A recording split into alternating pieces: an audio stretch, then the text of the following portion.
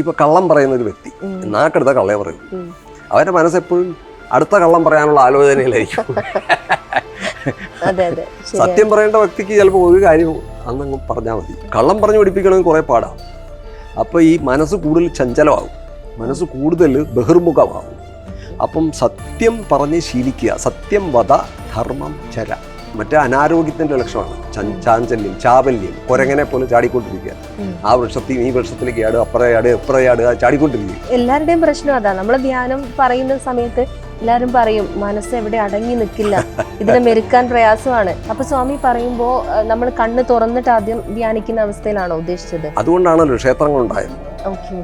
പ്രഥമ പ്രതിമാ പൂജ, ജപസ്തോത്രാദി മധ്യമ, ഉത്തമ മാനസി പൂജ, സോഹം പൂജോത്തമോത്തമ. വികതം രാഗമാണ് വൈരാഗ്യം. ഭഗവാന്റെ മുമ്പിലിരിക്കുന്നത് ഗർഭിണിയായ ഉത്തരയാണ്. ആ ഗർഭത്തിൽ കിടക്കുന്ന ശിശുവിന് കേൾവി ശക്തിയുണ്ട്. അതുകൊണ്ടാണ് പതഞ്ജലി അതിനെ അഷ്ടാംഗ യോഗം എന്ന് വിളിച്ചു. അതിൽ യമം, നിയമം, ആസനം, പ്രാണായാമം, പ്രത്യാഹാരം, ധാരണ, ധ്യാനം, സമാധി. ധ്യാനം കഴിഞ്ഞാലും സമാധിയുള്ളൂ. ഒരു വലിയ അല്ലെ ഒരു ആഡംബര കാറുണ്ട്, അത് സ്വന്തമായാൽ സന്തോഷം. ആ സന്തോഷമൊക്കെ നമുക്ക് ഒരു നിമിഷം ഉണ്ടാകുന്നുണ്ട്.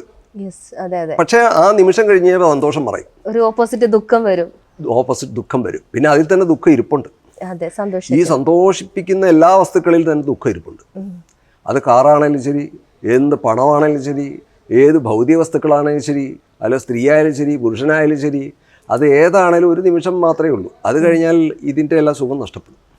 നഷ്ടപ്പെടാതിരിക്കണമെങ്കിൽ അത് ഉള്ളിലേക്ക് പോകണം.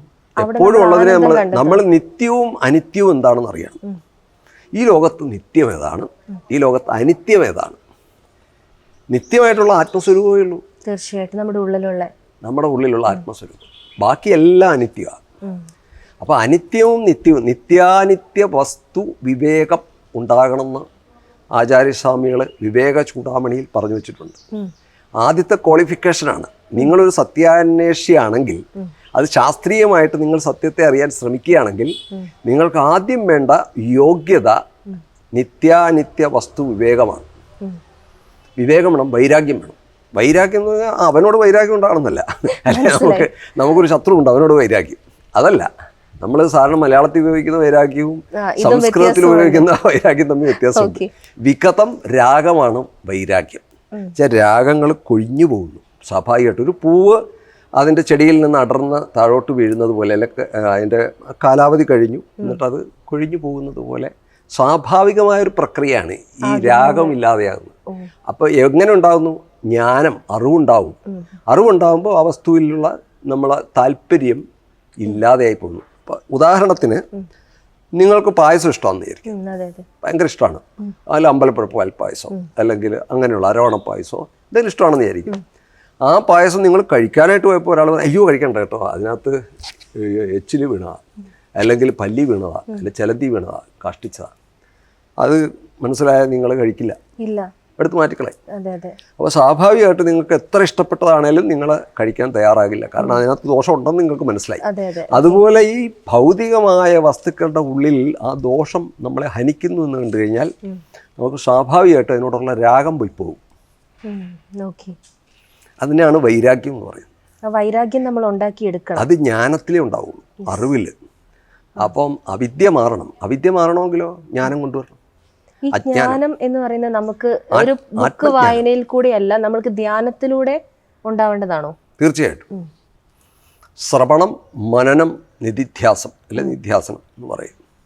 അപ്പം നമ്മൾ കേൾക്കുന്നു, ആദ്യം കേൾക്കണം. ആദ്യം ഉപനിഷത്തുകളെ, നമ്മൾ വേദങ്ങളെ പറയുന്നത് ശ്രുതി എന്നാണ്. കേൾവിയാണ്, ശബ്ദമാണ്. അത് കേൾവിയിലൂടെയാണ്. നമ്മുടെ ഈ ഗർഭത്തിൽ കിടക്കുന്ന ശിശുവിൻ്റെ പോലും ആദ്യം ഇന്ദ്രിയങ്ങളിൽ ആദ്യം പ്രവർത്തിക്കുന്നത് ചെവിയാണെന്ന്. ഗർഭത്തിൽ കിടന്നുകൊണ്ട് അവൻ കേൾക്കും എന്നാണ്. പണ്ടുകാലത്ത് ഈ ഭാഗവതത്തിലും അതിലുമൊക്കെ ഇങ്ങനെ പുരാണങ്ങളിലൊക്കെ പറയും, പ്രഹ്ലാദൻ അവരുടെയൊക്കെ കയാതുവിൻ്റെ ഗർഭത്തിൽ കിടന്ന് ഹരിയുടെ മാഹാത്മ്യം കേട്ടു, അതുകൊണ്ട് അവൻ ഭക്തനായി എന്ന് പറയും. അഭിമന്യു യുദ്ധതന്ത്രം കേട്ടു, ഭഗവാൻ ഉത്തരയ്ക്ക് പറഞ്ഞു കൊടുക്കുന്ന തന്ത്രം കേട്ടു എന്ന്. ഗർഭത്തിൽ കിടന്നുണ്ടാകും. അശരീരി പോലെയല്ല നമ്മൾ പറയുന്ന. ഇപ്പം നമ്മൾ സംസാരിക്കുകയാണ്, അപ്പോൾ ഭഗവാന്റെ മുമ്പിലിരിക്കുന്നത് ഗർഭിണിയായ അതെ അതെ ഉത്തരയാണ്. ആ ഗർഭത്തിൽ കിടക്കുന്ന ശിശുവിന് കേൾവി ശക്തിയുണ്ട്, ഓ കേൾവി ശക്തി ഉണ്ടെന്നാണ്. മനസ്സിലായോ. അപ്പൊ ഒരു വെടി പൊട്ടിയാൽ പോലും ചിലപ്പോൾ അത് ഞെട്ടും, ആ ശിശു ഞെട്ടുമെന്നാണ്. ഗർഭത്തിൽ കിടക്കുന്ന ശിശു പോലും ഞെട്ടും, കാരണം കേൾവി ശക്തി അവിടെ ഉണ്ട്. കണ്ണൊന്നും കാണാൻ ആയിട്ടില്ല, പുറത്തേക്ക് വന്നിട്ടില്ല, കേൾക്കും. അതുകൊണ്ടാണ് അന്നത്തെ സമയം ഈ ശ്രുതി എന്ന് പറയുന്നത് ഈ ശബ്ദത്തിലൂടെയാണ്, എല്ലാ ജ്ഞാനവും ശബ്ദത്തിലൂടെയാണ് നമ്മൾ അറിയുന്നത്. അപ്പോൾ ഗുരു വാക്കുകളാണെങ്കിലും എല്ലാം, വേദവാണി എന്ന് പറഞ്ഞാൽ ഈ പ്രകൃതിയുടെ ആദ്യം ഈ ജ്ഞാനത്തോടു കൂടിയാണ് പ്രകൃതി സൃഷ്ടിക്കപ്പെട്ടത്. അതിനെ നമ്മൾ അറിയുന്നു എന്ന് മാത്രമേ ഉള്ളൂ, അല്ലാണ്ട് പുതിയ കണ്ടുപിടുത്തമൊന്നുമല്ല. ഈ ജ്ഞാനം എന്ന് പറയുന്നത് ഓൾറെഡി ഉള്ളതാണ്, എല്ലാവരിലും ഉണ്ടത്. അതിനെ മറഞ്ഞു കിടക്കുന്ന അജ്ഞാനം എന്ന് വെച്ച് കഴിഞ്ഞാൽ, ഇപ്പോൾ ഒരു ബൾബ് കത്തിക്കൊണ്ടിരിക്കുക, അത് കുറേ നാളായിട്ട് പൊടി പിടിച്ചിരിക്കുക. അപ്പോൾ നമ്മൾ സ്വിച്ച് ഓൺ ചെയ്യപ്പോൾ ഇത് ലൈറ്റ് പുറത്തേക്ക് വരുന്നുണ്ടെങ്കിൽ നമ്മൾ കാണുന്നില്ല. ഒരാൾ പറഞ്ഞാൽ അയ്യോ ഈ പൊടി പിടിച്ചിരിക്കുകയാണ്, ഇത് നിങ്ങളൊരു നനഞ്ഞ പൊടി കൊണ്ട് ഒന്ന് തുടച്ചിട്ട് ആ ബൾബ് ഒന്ന് തുടച്ചു കഴിഞ്ഞാൽ നമുക്ക് പ്രകാശം കിട്ടും, പുറത്തേക്ക് വരും. അപ്പോൾ ഇത് തുടച്ചു കഴിയുമ്പോഴത്തേക്ക് ആ പ്രകാശം ഓൾറെഡി അവിടെ ഉള്ളതാ, ഈ പ്രകാശം ഓൾറെഡി ഉണ്ട്, എന്തുകൊണ്ട് പുറത്തേക്ക് വന്നില്ല? അത് പൊടി പിടിച്ചു. അത് നമ്മുടെ ഉള്ളിലെ മാലിന്യങ്ങളാണ്, അജ്ഞതയാണ് മാലിന്യം. ഈ അജ്ഞത ഇരിക്കുന്നിടത്തോളം കാലം നമ്മുടെ ജ്ഞാനസ്വരൂപം പുറത്തേക്ക് വരില്ല. കാർമേഘം ഉള്ളിടത്തോളം കാലം സൂര്യനെ കാണാൻ പറ്റില്ല. സൂര്യനെ കാണാൻ കാർമേഘം മാറിയാൽ, കാറ്റടിച്ച് കാർമേഘം മാറിയാൽ സൂര്യനെ നമുക്ക് കാണാം. അതുപോലെയുള്ളു ഈ അജ്ഞാനം എന്ന് പറയുന്നത്, അത്രയേ ഉള്ളൂ. ശരിയാണ്. അപ്പൊ സ്വാമി, ഞാനൊരു സംശയം ചോദിക്കട്ടെ. ഇപ്പൊ പറയും സ്വാമി ഇപ്പൊ പറഞ്ഞ പോലെ ഈ അജ്ഞാനം മാറാൻ, അല്ലെങ്കിൽ ഈ ഒരു പുകമറ മാറാൻ വേണ്ടിയിട്ട് ഈ ഒരു കലിയുഗത്തില് പ്രാർത്ഥനയാണ് ഇമ്പോർട്ടൻ്റ് എന്ന് പറയുന്ന ആളുകളുണ്ട്. ആളുകളെന്നല്ല, നമ്മുടെ ഇപ്പോൾ ആശ്രമ സിസ്റ്റത്തിലാണെങ്കിലും. പക്ഷെ ചില സ്ഥലങ്ങളിൽ പറയുന്നത് മെഡിറ്റേഷനാണ് പ്രാർത്ഥനയിലും ഉപരിയായിട്ട് നിൽക്കുന്നതെന്ന്.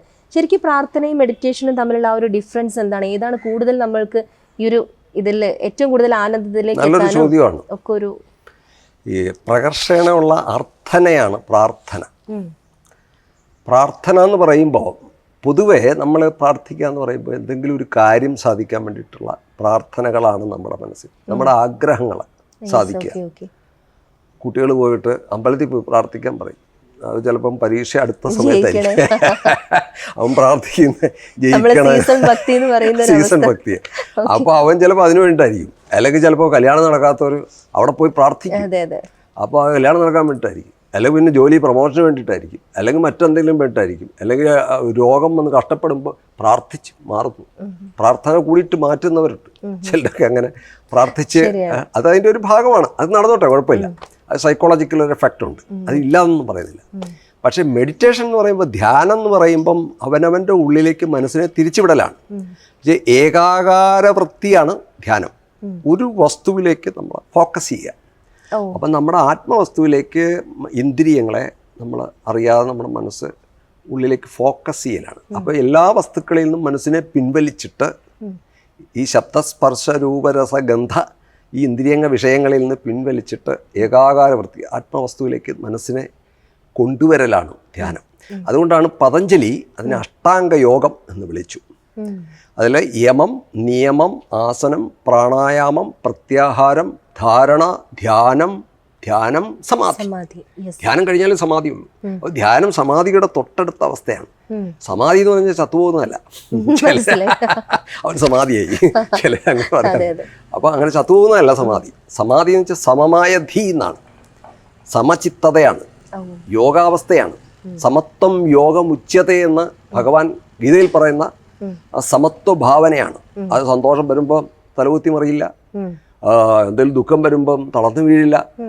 അപ്പോൾ എല്ലാത്തിലും സമഭാവന, ഒരു ന്യൂട്രലായ അവസ്ഥ അവിടെ ഉണ്ടാവും. അത് ഏറ്റവും ആരോഗ്യമുള്ള മനസ്സിൻ്റെ ലക്ഷണമാണ് സമാധി അവസ്ഥ. അത് ജീവിച്ചിരിക്കുമ്പോൾ ആ ഒരു അവസ്ഥയെ നമ്മൾ നേടിയിരിക്കണം. ചത്തു കഴിഞ്ഞ ശേഷം നേടാനൊന്നും സാധിക്കില്ല, ഒരു കാര്യം നേടാൻ പറ്റില്ല. അല്ല, ശരിക്കും ആ അവസ്ഥയിൽ എത്തണം. ഈ യമ, നിയമ, ആസന ഇതൊക്കെ കഴിഞ്ഞ് തന്നെ പോകണോ? അത് ഓട്ടോമാറ്റിക്കായിട്ട് നമ്മൾ ഇതിലൂടെ പോയെങ്കിലേ സംഭവിക്കുകയുള്ളൂ. ഇപ്പം യമം, നിയമം എന്നൊക്കെ പറയുമ്പം സത്യം, അഹിംസ, ബ്രഹ്മചര്യം, അപരിഗ്രഹം, ആസ്തേയം, ശൗചം, സന്തോഷം, തപസ്, സ്വാധ്യായം, ഈശ്വരപ്രണിധാനം, 10 അംഗങ്ങളുണ്ട്.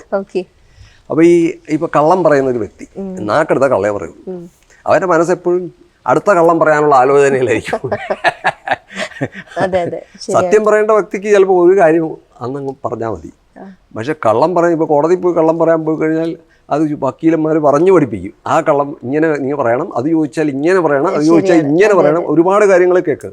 സത്യം പറയാനാണ് ഇത്രയും വിഷമിക്കേണ്ട ആവശ്യമില്ല, ഉള്ളത് ഞാൻ കണ്ടതെന്ന് പറഞ്ഞാൽ പോരെ. കള്ളം പറഞ്ഞു പഠിപ്പിക്കണമെങ്കിൽ കുറേ പാടാം. അപ്പോൾ ഈ മനസ്സ് കൂടുതൽ ചഞ്ചലമാകും, മനസ്സ് കൂടുതൽ ബഹിർമുഖമാകും. അപ്പം സത്യം പറഞ്ഞ് ശീലിക്കുക. സത്യം വദ ധർമ്മം ചര, ഇതാണ് ഉപനിഷത്ത് മന്ത്രം തന്നെ. സത്യം പറഞ്ഞ് ശീലിക്കുക. അപ്പോൾ സത്യം പറഞ്ഞ് ശീലിക്കുകയാണ്. സത്യശീലന്മാരായിരിക്കണം മനുഷ്യന്മാർ. അല്ല കള്ളം പറഞ്ഞ ഏതൊരു കാര്യത്തിനും കള്ളം പറയുക, നേട്ടം ഉണ്ടാക്കാൻ ശ്രമിക്കുക, അങ്ങനെ മനസ്സ് ചഞ്ചലമാകും. മനസ്സിൻ്റെ ചാഞ്ചല്യം കുറച്ച് നിശ്ചലതയിലേക്ക് കൊണ്ടുപോകുന്നതാണ് ധ്യാനം. മനസ്സിൻ്റെ നിശ്ചലതയാണ് ധ്യാനം, ചഞ്ചലതയല്ല.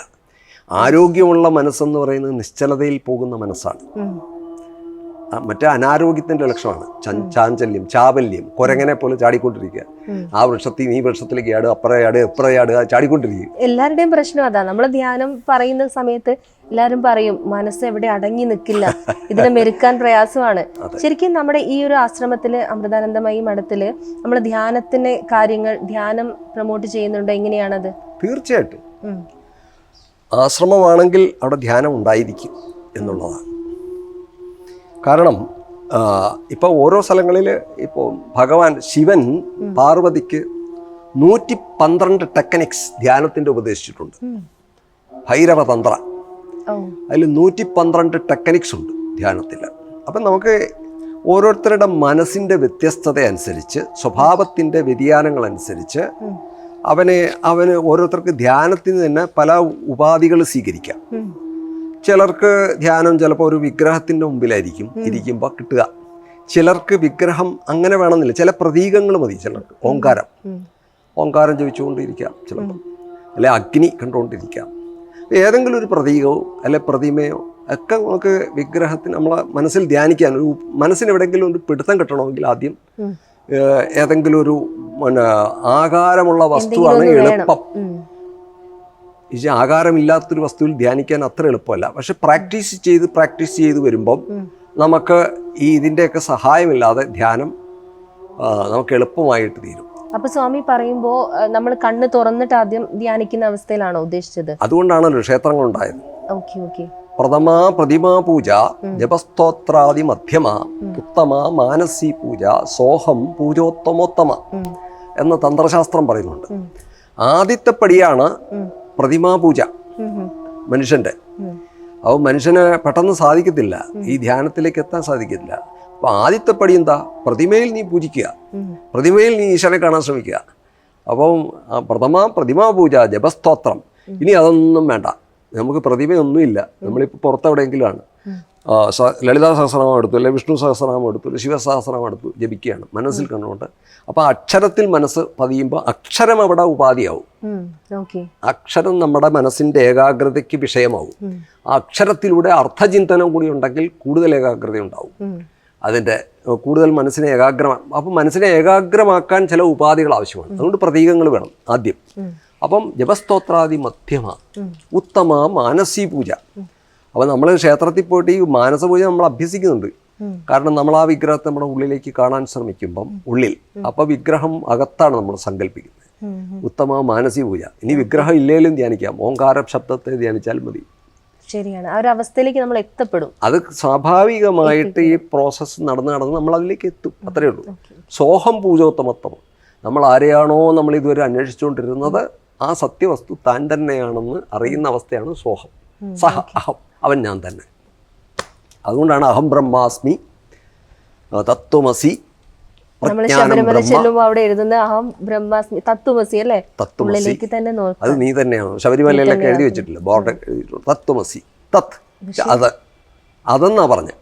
എന്ന് പറഞ്ഞു കഴിഞ്ഞാൽ അത് സ്ത്രീയല്ല പുരുഷനുമല്ല. തത് ത്വം നീ, അസി ആകുന്നു, അത് നീ ആകുന്നു. ഏത് നീ അന്വേഷിക്കുന്ന ഏതൊരു ഉണ്മയാണോ നീ അന്വേഷിച്ചുകൊണ്ടിരിക്കുന്നത്, ഏതൊരു സത്യത്തെയാണോ നീ അന്വേഷിച്ചുകൊണ്ടിരിക്കുന്നത്, ആ സത്യം നീ തന്നെയാണ്.